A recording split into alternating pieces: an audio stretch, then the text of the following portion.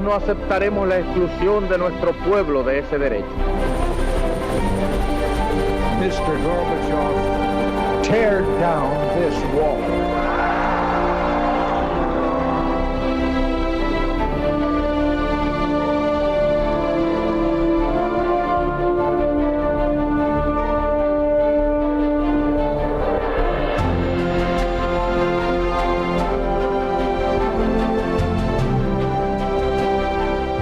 Buenas noches, señoras, caballeros, bienvenidos a Tiempos Modernos. Si yo le digo a usted sangre, sudor y lágrimas, usted pensará inmediatamente en Winston Churchill y en la batalla de Inglaterra. La verdad es que Churchill no dijo aquello en ese momento, lo dijo bastante antes, pero bueno, da igual, ha quedado la frase y el personaje asociados a la mayor batalla aérea de todos los tiempos, e Inglaterra que aguantó. Vamos a verlo.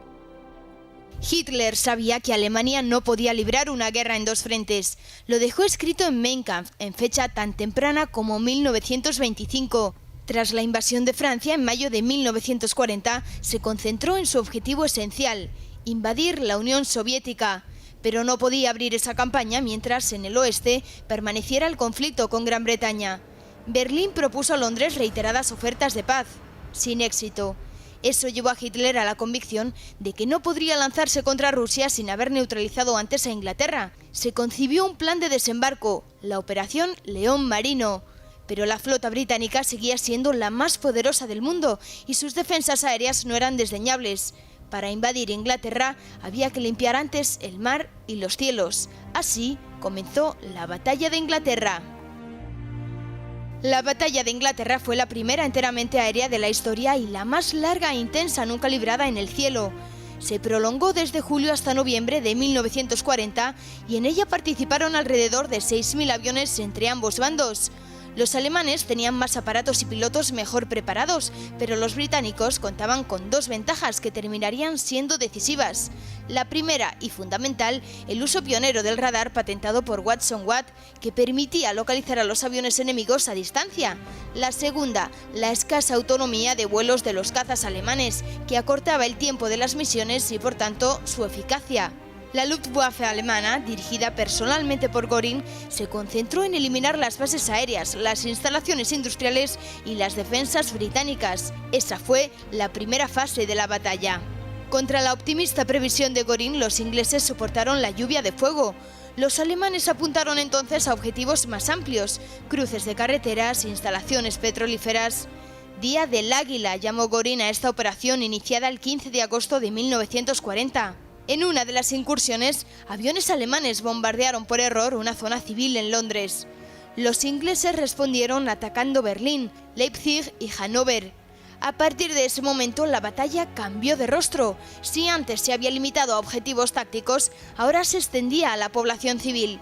Londres y otras ciudades inglesas recibieron toneladas de bombas. Pero para entonces Churchill ya había logrado producir en masa aviones de caza y sus fuerzas aéreas recibían incorporaciones de todo el Imperio Británico. Hitler, alarmado por el número de bajas, cerca de 1.800 aparatos, abandonó la Operación León Marino. En suelo inglés quedaban cerca de 25.000 bajas civiles. Los bombardeos proseguirían hasta la primavera siguiente, pero nunca habría invasión de Inglaterra. Bruno Navarro, muy buenas noches. Buenas noches. Bueno, la batalla de Inglaterra, que es un hito de la historia militar, fundamentalmente porque fue enteramente aérea, prácticamente enteramente aérea y larguísima, y la cantidad de medios empleados fue absolutamente brutal. Lo interesante es que en el contexto político ahí hay una clave, que es que Churchill rechaza todas las propuestas que le llegan desde Alemania pidiendo un alto el fuego, más que una paz, para ser precisos, en el frente oeste. Sí, no lo sabremos nunca, quizás no, pero desde luego en muchos años no sabremos toda la verdad, porque este año se tenían que desclasificar muchísimos documentos a este respecto por parte del gobierno británico y los ha vuelto a guardar con un sello de abrir dentro de otros 20 años, ¿no? Con lo cual, pero sí que sabemos efectivamente que Churchill se negó a parlamentar con los alemanes. Y no solamente estaba rechazando las ofertas que venían de Hitler, es que eran las ofertas o las indicaciones que venían de una parte muy importante de su propio gobierno. Así es. Es decir, el propio ministro de Asuntos Exteriores, Lord Halifax, era la cabeza en Gran Bretaña, la cabeza de ese bando que tenía muchos parlamentarios y una proporción importante de la población civil, que quería la paz con Gran Bretaña, con Alemania, porque al fin de cuentas es una guerra que ni les iba ni les venía, no era una guerra en la que ellos tuvieran que inmiscuirse en una buena tradición, siguiendo las tradiciones británicas de dejar que no inmiscuirse en asuntos de los cuales no puedo obtener nada bueno. Y Lord Halifax, además, parlamentaba a través del gobierno sueco y de embajadores y hombres de negocios suecos que hacían llegar mensajes en una y otra dirección. Si esto falló, efectivamente, es porque Churchill dijo no, no, no y no. ¿Y por qué decía no cuando muchos pensaban, y quizás estén en lo cierto, que era lo más sensato para Gran Bretaña y posiblemente también lo mejor para Europa el haber aceptado estas condiciones de Hitler, que eran negociables y que en todo caso suponían la retirada absoluta del oeste de Europa de las tropas alemanes desde Noruega a Francia, ¿no? ¿Por qué esa negativa? Primero porque Churchill consideraba que aceptar esa propuesta, aunque fuera de paz, sería considerado en el futuro visto como una derrota, y él no quería ser el hombre que llevara el estigma de haber sido derrotado por Hitler. Y quizás más importante todavía era su convencimiento de que conseguiría hacer entrar a Estados Unidos en la guerra, como al final así fue, y esto cambiaría las tornas y haría que Gran Bretaña ganara, por esa obsesión que tenía de meter a Estados Unidos para ayudarle, porque si no, no podría. Bueno, es verdad que Gran Bretaña ganó, pero con un coste formidable, que es que dejó de ser la potencia hegemónica, claro. Hablamos de ganar a largo plazo en la guerra. Exactamente, claro. Bueno, agotada la vía política, o más bien neutralizada, solo queda la militar. El mando alemán propone una operación de desembarco convencional, la famosa Operación León Marino, que es irrealizable si no hay antes un dominio completo del mar y del cielo, en particular del cielo. Y ahí es donde entra la gran ofensiva aérea que Göring propone a Hitler. Desde el punto de vista puramente material, la potencia alemana aérea era muy superior, cuantitativamente hablando. Sin embargo, algo salió mal. ¿Dónde estuvo el fallo del cálculo alemán? Tampoco, no era abrumadoramente superior. Estamos hablando de 2.000 aparatos británicos contra unos 2.500 alemanes. Esa diferencia, hay que tener en cuenta que la mayor parte de los aparatos británicos eran cazas, para que nos entiendan los telespectadores. El caza, de una forma muy genérica y más hablando de esa época, el caza es el avión pequeño maniobrable con un piloto que se dedica a luchar contra otros aviones en vuelo, como vemos en muchas imágenes que estamos viendo ahora mismo en pantalla, ¿no? Eso sería el caza. Mientras que el bombardeo es un avión grande, pesado, lento, difícilmente maniobrable, con varios tripulantes y una gran cantidad de bombas. Efectivamente, necesita esa escolta. Así pues, no hablamos de 2.500 contra 2.000, hablamos de 2.500 cazas y bombarderos contra 2.000, en su mayoría, cazas. Además hay que tener en cuenta que los alemanes jugaban en casa ajena, estaban bombardeando Gran Bretaña. Eso significa que había artillería antiaérea que les derribaba los aviones, mientras que los británicos, que jugaban en casa, no les ocurría eso. También hay que tener en cuenta que los británicos se dedicaban exclusivamente a la caza del avión alemán. Allá donde había un avión alemán, lo cazaban. Los alemanes tenían que cazar aviones británicos, pero también proteger a los bombarderos que iban a bombardear sus objetivos. Luego, había una pluralidad de misiones que los británicos no tenían. Todo esto y luego el hecho de que los alemanes, piloto que caía, aunque no muriera, era hecho prisionero. Y más luego el cruce del estrecho, donde caían muchos en el agua. Esto significa que los alemanes, piloto que perdían, nunca lo reponían. Los británicos los recuperaban si estaban heridos o no, los recuperaban y volvían a volar. Y a esto sumado a que el número de pilotos que morían de un avión derribado en alemán, cuando era un bombardeo estábamos hablando de 3, 4, 5, 6 hombres. Esto hizo que en ese ten con ten, cuando los aviones cualitativamente eran muy similares, un Messerschmitt 109 contra un Hurricane o un Spitfire, eran ligeramente superior al alemán, pero no era determinante. En esta lucha que cualitativamente y cuantitativamente eran más o menos igual, los alemanes no tenían capacidad económica y humana para soportarla durante mucho tiempo.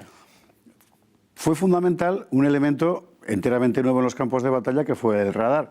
El radar existía desde unos años antes, pero lo había patentado Watson Watts, una forma específica de radar para las defensas británicas, lo había desarrollado el gobierno y el resultado fue fantástico en esta batalla porque permitió a los ingleses conocer cuántos objetivos venían mucho antes de que llegaran. Eso cambió completamente el concepto de la guerra aérea, claro.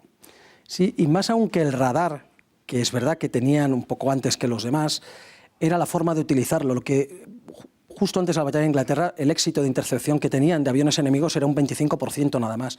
¿Cómo consiguieron llegar a un 75, incluso un 100% de intercepción de ataques alemanes durante la batalla de Inglaterra?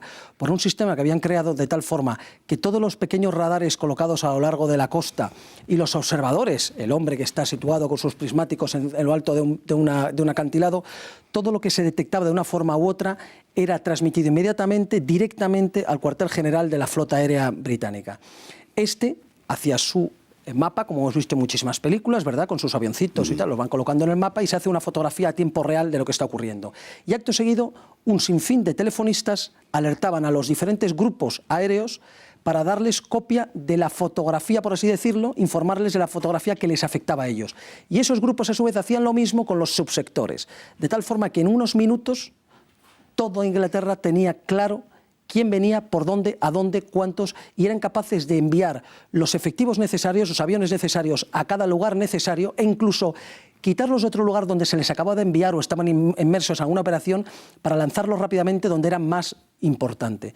Los alemanes, en cambio, de hecho, se calcula que la utilidad o el éxito de un avión británico era 3 veces superior, incluso más, a los aviones alemanes, en cuestión de capacidad, a los aviones alemanes que interceptaban bombarderos o aviones británicos enemigos sobre Berlín, Leipzig, etc.